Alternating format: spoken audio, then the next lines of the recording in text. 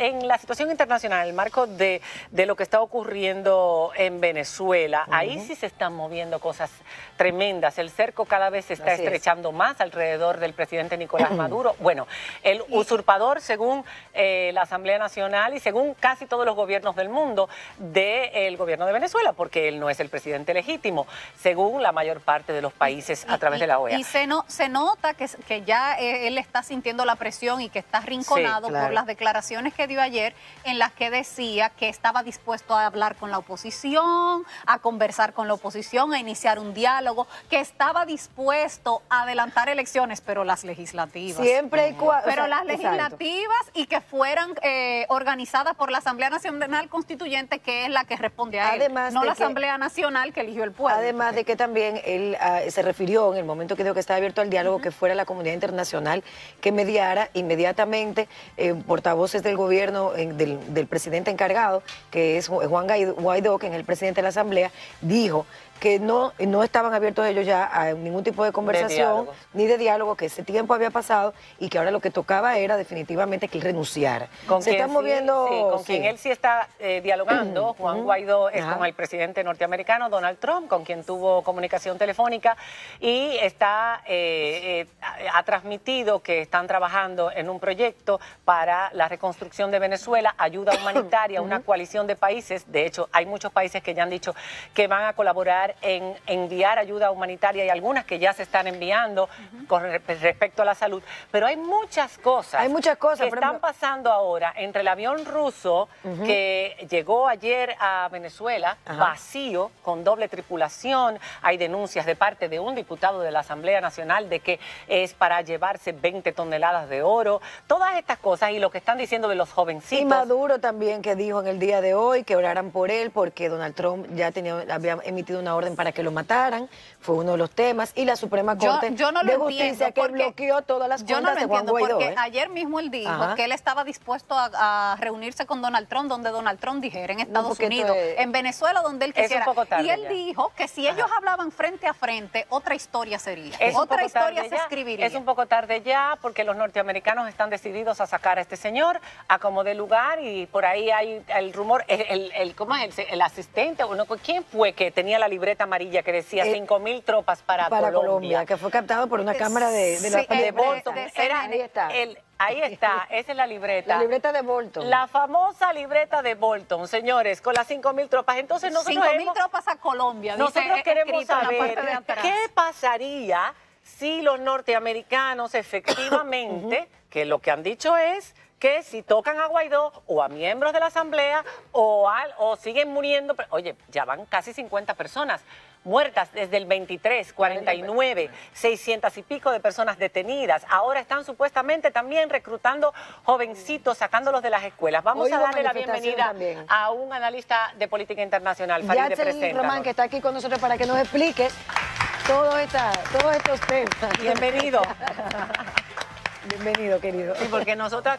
Bienvenido. Exacto. Nosotras no somos analistas. Ayúdanos a entender, Yatzel, un poco de toda esta situación al momento, a las 8:00 de la noche, ¿dónde estamos? Sí, bueno, lo primero que hay que resaltar es quizá la justificación legal de por qué hay un presidente legal en Venezuela y un presidente de facto. De facto, en este caso sería Nicolás Maduro, porque hay que reconocer que sigue controlando las Fuerzas Armadas, sigue estando en Miraflores, pero perdió la última ilusión que le quedaba de legalidad, que eran las elecciones del año 2013, elecciones muy cuestionadas, pero que fueron reconocidas por la mayor parte de la comunidad internacional. Eso desaparece cuando el año pasado, luego de poner de mojiganga a la República Dominicana como sede del diálogo, como sede del diálogo, que uno de los principales puntos era la celebración de elecciones con condiciones mínimas para la participación. Entonces convoca una farsa electoral que es desconocida por la mayor parte de la comunidad internacional, incluyendo la República Dominicana, que si bien no ha asumido un discurso muy notable, los votos están ahí, e incluso las declaraciones diplomáticas. Recientemente, por ejemplo, la participación del canciller dominicano en el Consejo de Seguridad. Lo que no asumen es quizás relaciones públicas con el tema, pero República Dominicana ha desconocido el actual gobierno y ha reconocido favorecido a Juan Guaidó. Y el voto del país en la OEA, claro, sí. que no deja lugar a dudas. En este momento todos los venezolanos están muy tensos, por lo que no solamente los que están dentro de Venezuela, que sabemos que la situación es terrible, sino los que están fuera, pensando en lo que puede pasar si de repente los norteamericanos toman, o esperando que los norteamericanos tomen una acción militar. Los rusos, por otro lado, ya han advertido de que si eso pasa, la cosa se va a poner muy fea. Nuestra pregunta es, ¿qué es lo que puede pasar ahora? Bueno, la participación de Estados Unidos de manera militar directa en otros países siempre ha estado casada principalmente en lo que sería la región latinoamericana a la integridad física de sus ciudadanos. Por ejemplo, vemos dos casos muy notables que son Santo Domingo y Ciudad de Panamá. ¿Cuál fue la justificación inicial? No tanto así la posterior, pero inicial para lo que fue la intervención norteamericana en República Dominicana, proteger a los ciudadanos que aquí vivían. ¿Cuál fue la justificación inicial para la intervención en 1989 que llevó a la caída de Noriega? Pues que hubo agresión física, ya no tanto así eliminación, pero agresión física a un empleado de la embajada, y eso luego llevó a lo que fueron esas dos intervenciones que incluso desde el punto de vista de los resultados terminaron siendo quizá los pocos casos exitosos desde el punto de vista norteamericano. ¿Por qué exitosos? Hoy Panamá sigue siendo una democracia, sigue siendo uno de los países de mayor crecimiento y lograron que Guillermo Andara asumiera la presidencia. Ahora, eso es muy distinto con lo que sucede en Venezuela, que no tiene un territorio comparable con lo que es República Dominicana y lo que es Panamá. Y por eso precisamente, es un país grande. Y por eso es que precisamente Estados Unidos ha asumido a través de la representación en el Departamento de Estado y el Consejo de Seguridad que dirige John Bolton, el pensamiento de if you break it, you buy it. Si lo rompes, lo compras. Eso es lo que ha llevado a que Estados Unidos busque todo tipo de salidas e incluso alternativas para no intervenir. E incluso proponga lo que son amnistías para representantes del actual régimen de facto. Cuando me refiero a amnistías, eso sería en el lenguaje llano impunidad para los cabecillas del régimen, pero eso como salida negociada a la situación de caos actual, algo que no es inédito en América Latina, recordando que, por ejemplo, para salir de Pinochet en Chile, quedó como comandante en jefe del ejército, que también cuando fue la transición en Nicaragua en 1990, Humberto Ortega, jefe del ejército sandinista, permaneció durante 7 años más. Y esto es que hoy en día Estados Unidos no tiene una situación similar a la que era 89, 65 y demás. Y en ese mismo sentido, entonces, ¿tú crees que ese es, bueno, y lo has explicado muy bien, esa es la razón primaria de por qué se están buscando alternativas? Esto, ¿cuánto tiempo se podrá prolongar? Porque Nicolás Maduro había dado 72 horas al cuerpo diplomático venezolano y ahora habla de 30 días. Algo que es muy recurrente en Nicolás Maduro. Incluso buena parte de la audiencia venezolana presente aquí en República Dominicana recordará que a lo largo de lo que ha sido este terrible sexenio, muy frecuentemente ha expulsado, solamente le faltaría el barrendero de la embajada norteamericana. Eso es un tema de retórica en su caso. Pero yo sí creo que del 2019 no pasa sin que haya una especie de salida. Ahora, ¿cuál pudiera ser esa salida?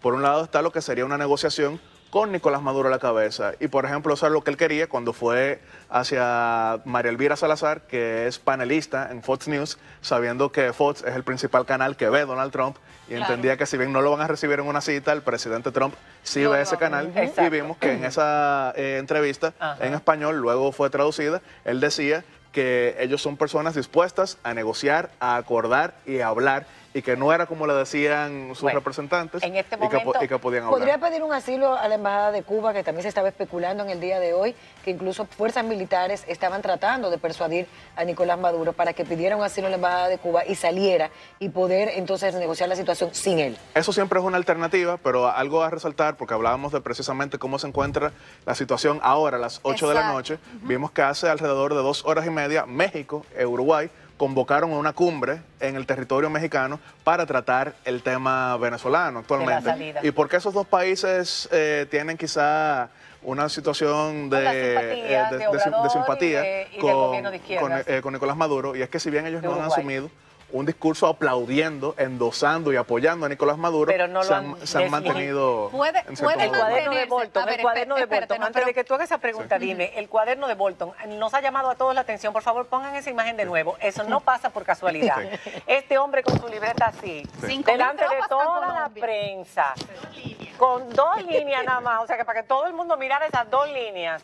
Y esa línea decía una sobre Afganistán y las negociaciones con los talibanes, y la de abajo decía 5.000 tropas a Colombia. Eso puede ser, Maduro, estamos dispuestos a esto. Bueno, 2 cosas. ¿Una forma de presión o realidad? Lo primero que hay que recordar es que el tema de la presencia militar norteamericana en Colombia ha sido recurrente, causa de choques con Venezuela. Recordaremos que en el año 2009, cuando se lleva a cabo la cumbre del Grupo Río de ese año, hubo un choque muy fuerte con Álvaro Uribe, claro, precisamente porque iban a aumentar la presencia militar en Colombia. Eso es recurrente. Ahora, otra cosa es la tradición de John Bolton, que si lo conocen como el halcón que ha sido de la política exterior, que por eso precisamente no lo quisieron aceptar como embajador en la ONU, exacto, en el gobierno de George W. Bush.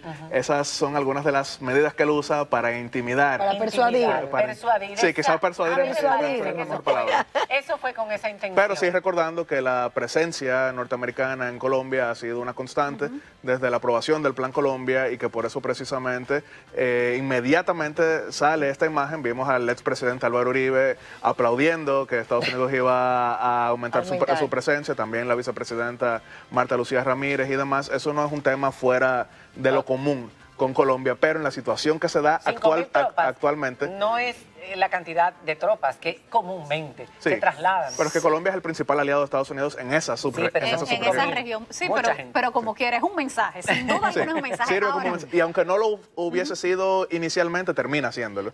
Y por eso precisamente hemos visto que Nicolás Maduro, a diferencia de quizá algunos de sus pares, no asume un discurso tan virulento. Bueno, espera, porque también dijo, si se meten en Venezuela va a ser peor que en Vietnam. Pero nunca ataca directamente a Donald Trump, y lo dice desde el punto de vista persuadiendo, precisamente sabiendo que Donald Trump llega a la presidencia con un discurso de que iba a dejar lo que se llama la política de construcción de nación. Bueno. O sea, lo dice desde el punto de vista de no se metan, porque eso va a ser alando cables. Sí. Vamos a ver, con el apoyo de Rusia y de China, Maduro podría mantenerse, porque Cuba también estuvo aislada de la comunidad internacional por décadas y sobrevivió la dictadura. Pero hay que tomar algo en cuenta. Cuba nunca fue un problema doméstico para la cantidad de países que lo ha sido Venezuela. ¿Por qué? Porque cuando vemos el éxodo cubano, el 95% se encuentra en la Florida, mientras que el éxodo venezolano se ha distribuido por toda la región. Por ejemplo, vemos países como Ecuador, que lo preside Lenín Moreno, una persona que viene de la centroizquierda, no quizá una izquierda tan fanática como la de Rafael Correa, pero que comparte en gran medida la retórica, y votó para desconocer a Nicolás Maduro, votó para reconocer a Juan Guaidó, y ya hoy entonces le da el beneplácito a la representación que ha designado Juan Guaidó. Y eso es muy notable por el hecho de que la presencia venezolana en Ecuador lleva a este tipo de situaciones. Es un problema, se ha convertido en un problema. Cuba nunca fue un problema para todos los países de la migración. Cuba nunca fue un problema. La migración de doméstico no, era un problema de política exterior. Los norteamericanos acogieron a los cubanos y les ayudaron a hacer una vida. Fue otra cosa, porque hay que sí, tomar en cuenta precisamente que como Estados Unidos tomó esa política de refugiados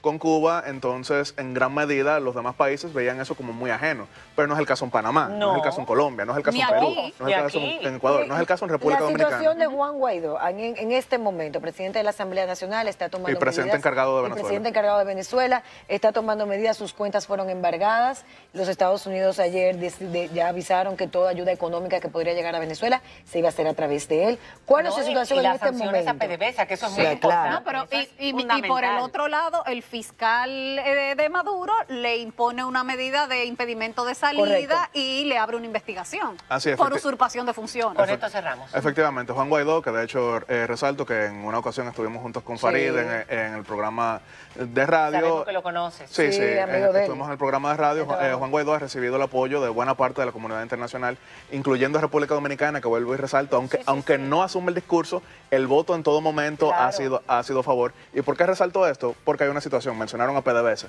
PDVSA hoy en día sigue siendo dueño del 49% de las acciones de nuestras refinerías. República Dominicana ha dicho que quiere readquirir esas acciones, pero el gobierno de facto, el régimen, no quiere venderlas. Incluso vemos declaraciones muy subidas de tono del presidente de la refinería diciendo que estaban dispuestos a nacionalizar esas acciones. Yo no diría que hay que tomar esa medida, pero sí creo que una medida para readquirir esas acciones pudiera ser como están haciendo varios otros países, y es negociar con el presidente encargado de Venezuela, que en este caso es Juan Guaidó. Trump puso para la refinería en Nicaragua, ¿cómo se llama esa? Que tienen donde el gobierno de Venezuela tiene más de un 50%, 51% de las acciones, puso un impedimento de hacer negocios para todo Estados Unidos. Cualquier empresa norteamericana no puede hacer negocio tampoco con la refinería en Nicaragua. ¿Por qué? Porque y dice que donde quiera que PDVSA tenga acciones, tampoco. Entonces aquí en República Dominicana tenga más de 49%. 49%, pero eso es lo que tiene aquí. 49% exactamente. Bueno. Y que hemos visto, por ejemplo, que Estados Unidos anunció que seguirá comprando el petróleo venezolano, pero que esos pagos serán destinados a el gobierno que encabeza Juan Guaidó. Y que precisamente por eso hemos visto que varios otros países han anunciado medidas similares, y que no solamente eso, sino que el Banco Interamericano de Desarrollo ha hablado de que negociará programas de financiamiento. Una última preguntita. Juan Guaidó, que es el presidente encargado, cuenta con la comunidad internacional, cuenta con el apoyo del pueblo venezolano, pero sigue la misma pregunta. No se han fragmentado visiblemente las fuerzas militares de Venezuela. ¿Podrá mantenerse? Dijiste clave, visiblemente.